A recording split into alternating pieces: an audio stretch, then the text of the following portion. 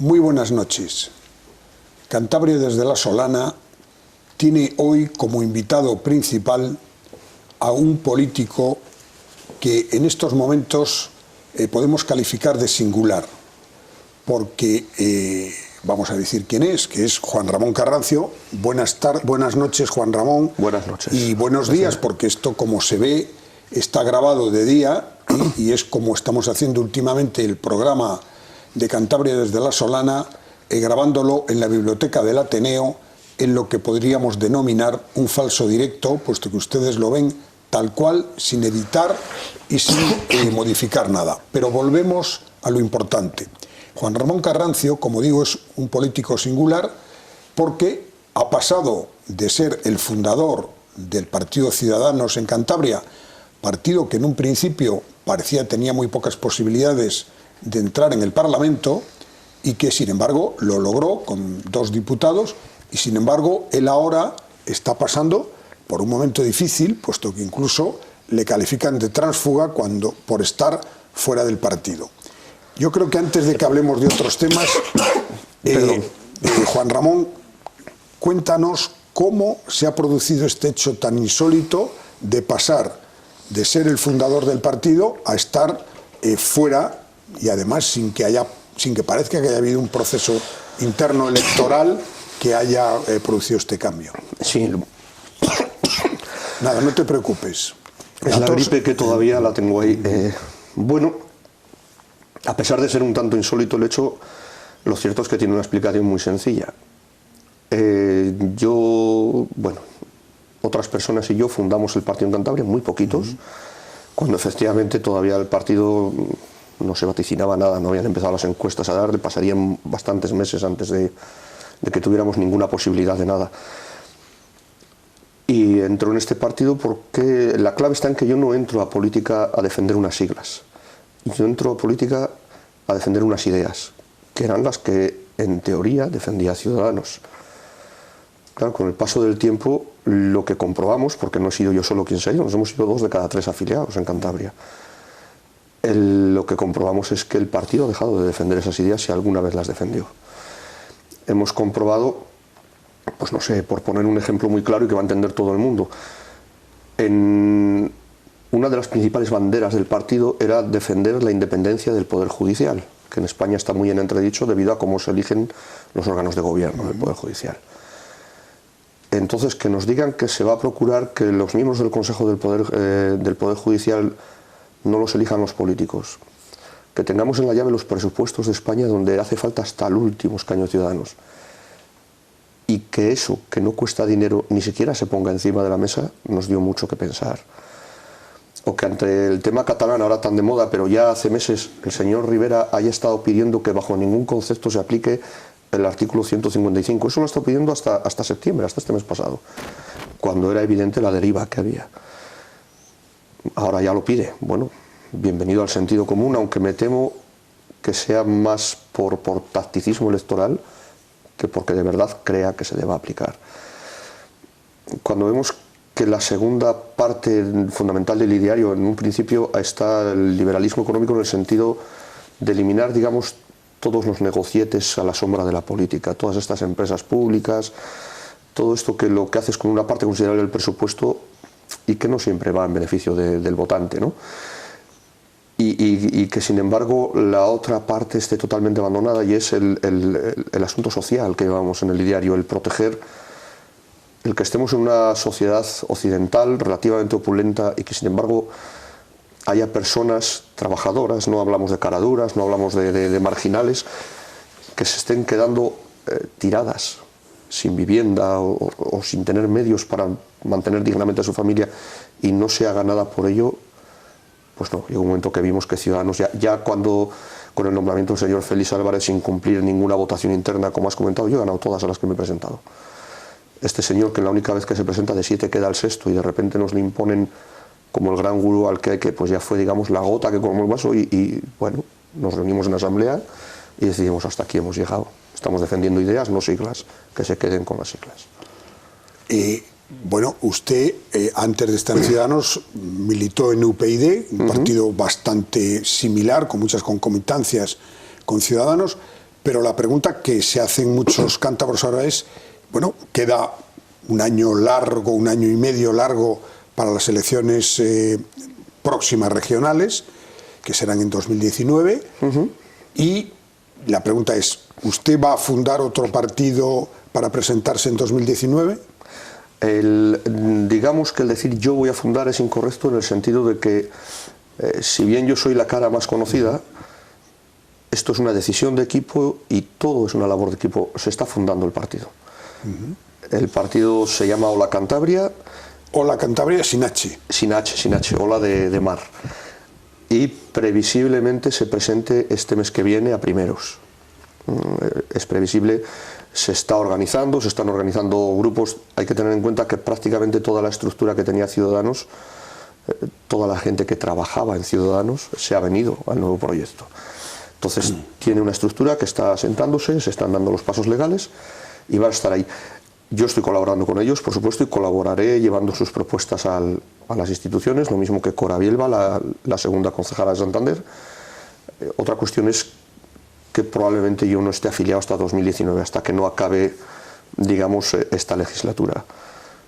Bueno, pienso que es mejor así, no lo sé, no tengo la decisión tomada, pero en principio creo que va a ser lo que haga. Ahora colaboro muy estrechamente con ellos, por supuesto, y se crea otro partido no por capricho, vamos a decir. Cuando en la Asamblea decidimos que no seguimos defendiendo más un partido que no cree en las ideas por las que hemos entrado en política, se planteó la posibilidad de irnos para casa.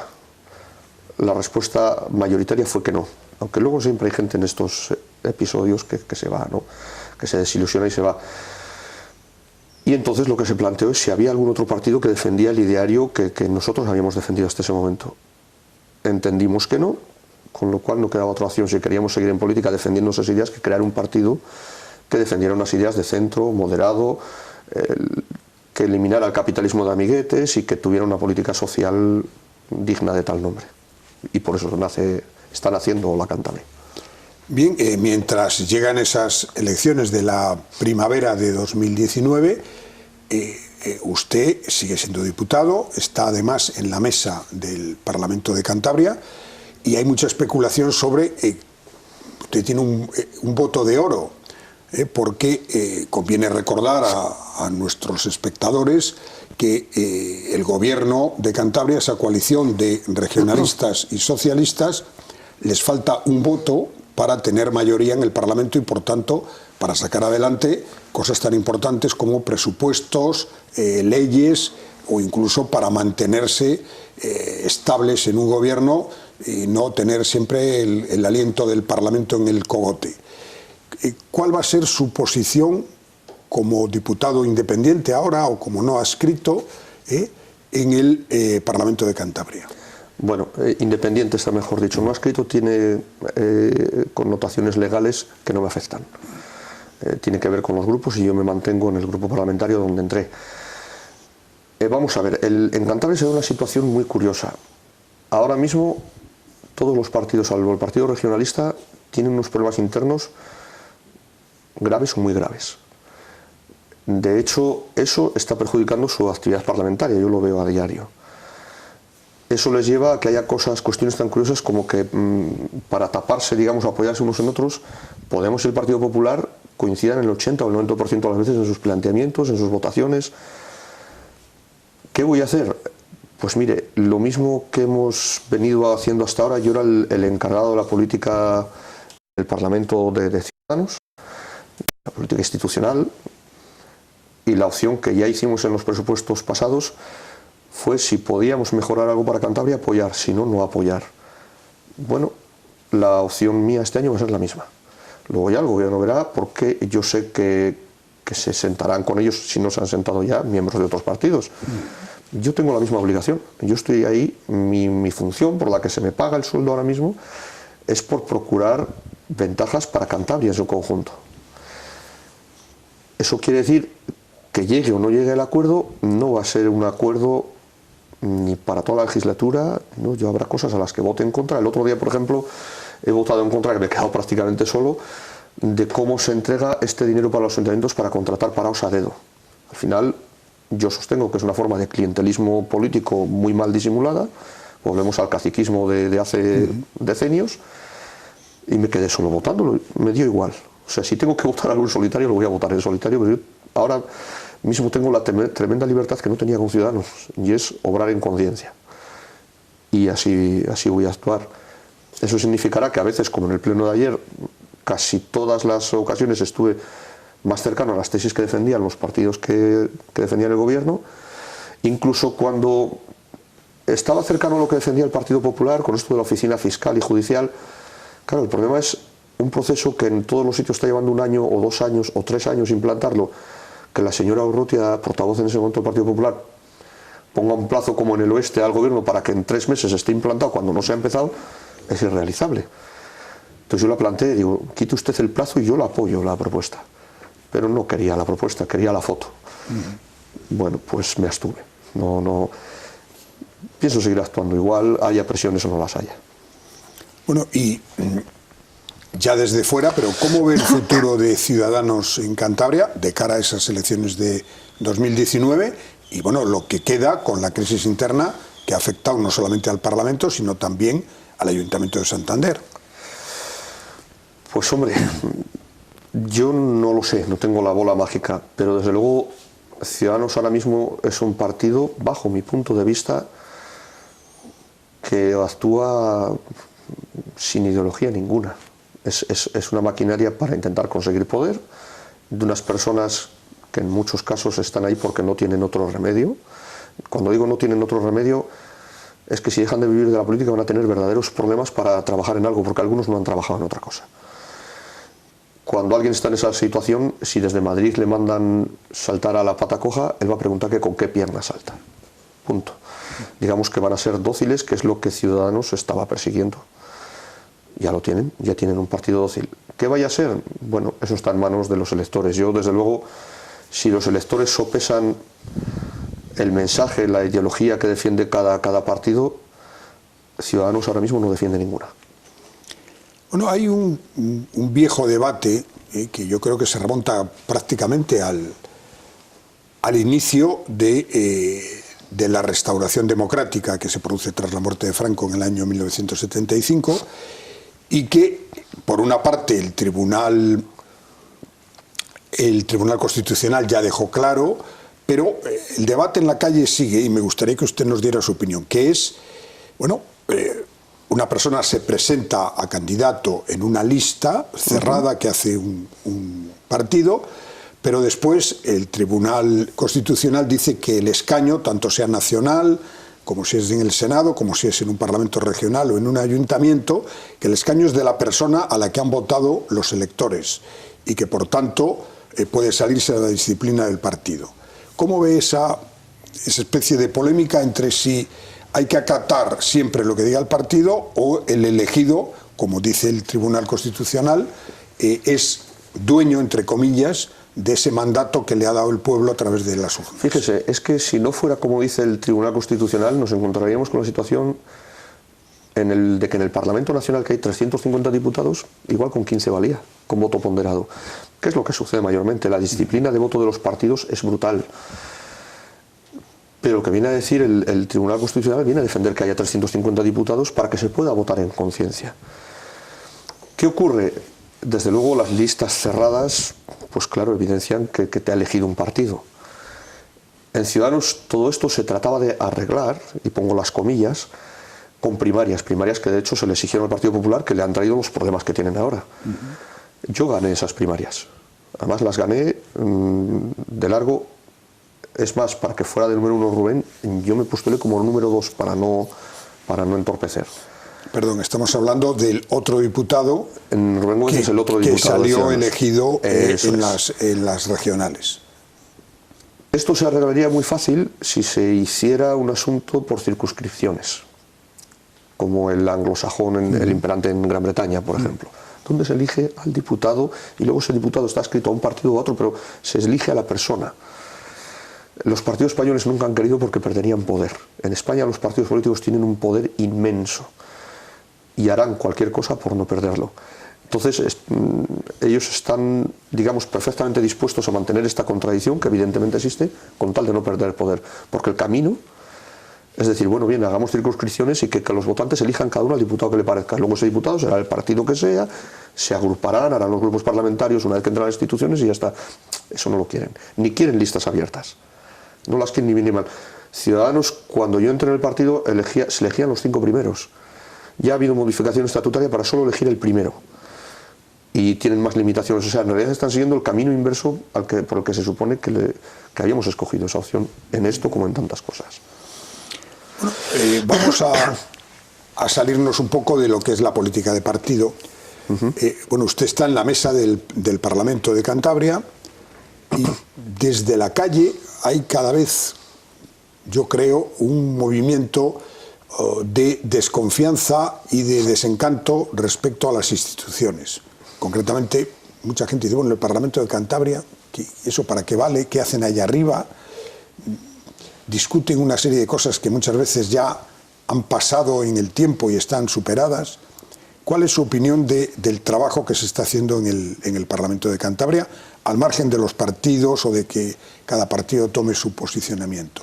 Bien, en genérico digamos que es yo veo una cuestión dual. Por un lado, en muchísimas ocasiones tiene razón la gente cuando dice que se discuten cuestiones que no vienen al caso, porque hay veces que hay discusiones estériles, solo buscando, digamos, una fotografía, pero es cierto que se trabaja sobre cuestiones vitales en la vida de los ciudadanos ahí arriba y muchas veces a favor de los ciudadanos. Yo siempre cuento el caso de la comisión para modificar la ley del suelo que ha habido en esta legislatura, donde hemos modificado las actuaciones en zonas de compensación, digamos, donde la ley permitía a una persona privada, a un promotor privado, expropiar viviendas particulares y pagarles un justiprecio, para entendernos. Una vivienda en General Dávila, que igual veían la bahía desde ella, le podían entregar al señor 40 o 50 mil euros por ella, que los que conozcan Santander saben que es una miseria y que con eso no van a comprar nada en la capital.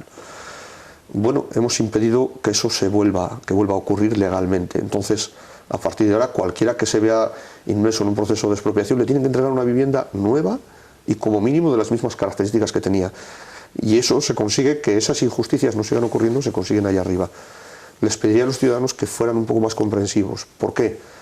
Es un sistema imperfecto la democracia, pero es el menos imperfecto de todos. Que no se dejen engañar por cantos de sirena de populistas, que las dictaduras normalmente tienen muchos más abusos, o los sistemas pseudo-dictatoriales como lo que está ocurriendo en Venezuela, tienen muchos más abusos y hay muchas menos garantías para los ciudadanos que una democracia, con todas las imperfecciones que las tiene.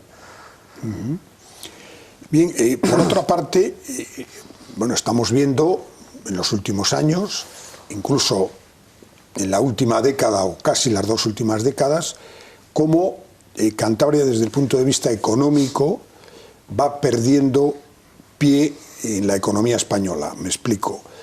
Cada vez el crecimiento de Cantabria está por debajo de la media nacional, cada vez los datos macroeconómicos de la región, la deuda, etcétera, son peores que la media nacional.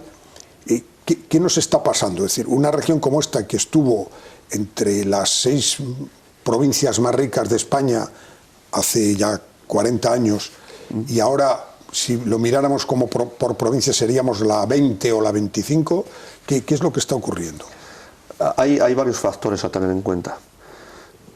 Cuestiones que defendía Ciudadanos y que después, por ejemplo, en la campaña, es que todo no me lleva al mismo sitio.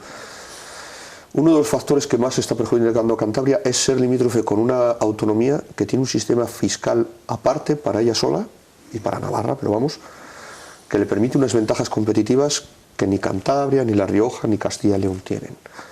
Eso nos perjudica mucho. Luego estamos emparedados. Está Asturias, que tiene el doble de tamaño largo que el nuestro, y que está recibiendo ayudas especiales porque tiene una crisis minera muy grave y, bueno, pues al final quedamos en tierra de nadie. El Estado lleva mucho tiempo sin apoyar aquí decididamente ningún proyecto relevante. Hemos sido los últimos en tener comunicación con el centro por autovía, el tren está como está. Industrialmente no hemos sabido quizá adaptarnos a un cambio de modelo que otras regiones lo han hecho mejor. Todos es conocido, cuando Cantabria era las regiones más ricas, estaba el obrero mixto, el que tenía ganado. Vino la reconversión agraria también, traída por la Unión Europea, y quizá aquí faltó visión para reconvertirlo adecuadamente.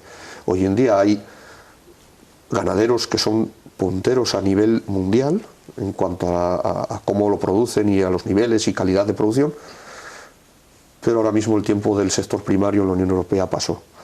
Les da para sobrevivir nada más y es una situación penosa. Quizá no sea cuestión de buscar un culpable. Es cierto que vamos en declive, no es cierto que seamos de las más endeudadas, no estamos como el caso catalán o valenciano o andaluz. Han tenido culpa todos han ido endeudando, hay muy poco rigor en las cuentas. Me hace gracia cuando se acusan unos a otros. Yo miro el histórico y todos han endeudado a Cantabria para no conseguir nada palpable. Y luego quizá hemos pagado el ser una región autónoma muy pequeña. Esto ya no hay vuelta atrás, somos Cantabria y se acabó. Pero el tener solo 500.000 habitantes en un país de 45 millones de habitantes donde nuestros vecinos tienen 2,5 o 3 o 5 millones o 7 u 8 como tiene Cataluña, es muy difícil competir a la hora de pedir al gobierno central cuando, mirándolo partidistamente, que es como por desgracia la mayoría de los gobernantes lo miran, 500.000 de votos no deciden nada. Y yo creo que ahí está la clave de por qué el gobierno central no es que nos maltrate, pero nos margina de determinada forma. Somos los últimos siempre en todo, porque no tenemos peso demográfico como para ser decisivos en unas elecciones. Yo creo que esa es la clave. Bueno, usted precisamente acaba de tocar, aunque sea de manera superficial, una de las cuestiones que yo creo que más ha afectado a Cantabria, que ha sido la reconversión agraria, en este caso ganadera, porque hemos pasado de tener miles de trabajadores en el sector ganadero a que ahora pues prácticamente queden grandes explotaciones pero con muy poca mano de obra. ¿Qué podemos hacer para que Cantabria recupere al menos en parte, bueno, esa producción agraria, sector primario, quizás con el agroalimentario conectado, porque si no, en efecto, no parece que tengamos muchas posibilidades? No, corremos el riesgo. Yo soy nacido en Castilla, en Burgos, aunque vine de niño aquí. Y allí en Castilla está la Castilla vacía, hay pueblos vacíos. Y en Cantabria, si no lo corregimos a tiempo, corremos el riesgo de que Cantabria sea la franja costera y el eje con Torlavega y se acabó. El sector agroalimentario, lo has comentado ahora mismo, es una parte fundamental. El que lleguen a comercializar nuestra gente del campo productos acabados, elaborados, no la materia en bruto. Yo creo que en ese sentido los sucesivos gobiernos autónomos sí han hecho lo correcto, han ido ayudando, de hecho ahora se sigue. Hay valles completos donde la leche, por ejemplo, se vende completa a empresas transformadoras autóctonas nuestras, ¿no? Pero eso solo no puede valer. Yo creo que hay que apostar decididamente por facilitar a nuestra gente del campo que se transforme, que no se centre en el monocultivo del ganado vacuno, vamos a decir así. Que hay otras posibilidades, que Cantabria es un paraíso ambiental, climático, de todo, y que hay posibilidades. Si Almería ha conseguido ser, o Murcia, los grandes productores de la huerta europea, yo estoy convencido que Cantabria, en según qué producciones, puede ser un lugar puntero. Y eso sí que es lo que ha hecho en falta gobierno tras gobierno, que nadie haya puesto de ahí de verdad la carne en el asador. Bueno, para terminar ya la entrevista, hay otra cuestión que yo creo que está en la conversación de la gente en la calle, que es la apuesta que está haciendo Cantabria por el turismo, pero que, por ejemplo, este año pues se ha visto que la promoción del año lebaniego, el año santo lebaniego, no ha sido tan exitosa como se preveía, y que por otra parte el clima nos impide que aquí tengamos turismo más allá de 3 meses al año, sumando la Semana Santa y demás. ¿Cuál es su opinión sobre lo que debe hacer Cantabria respecto al turismo? Cuidarle. Cuidarle, porque supone el 11% del PIB cántabro. O sea, sí que es verdad que no podemos basar nuestra economía en el turismo, porque no lo consigue hacer ni las Islas Canarias, que son privilegiadas, nosotros menos, pero hay que cuidarle.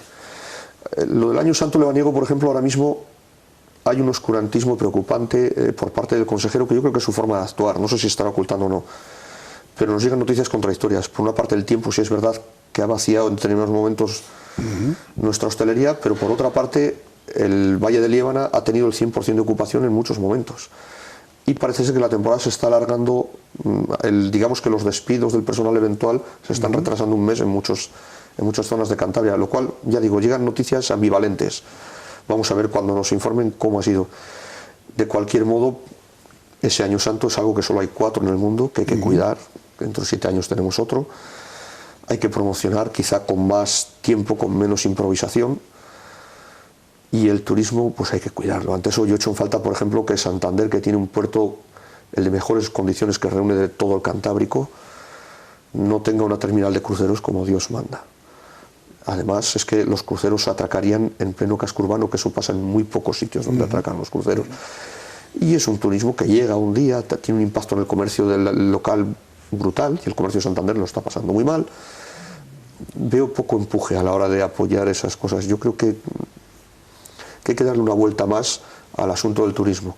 No hay que basar la economía en él, pero un 10, un 11% de la economía no es para despreciarlo.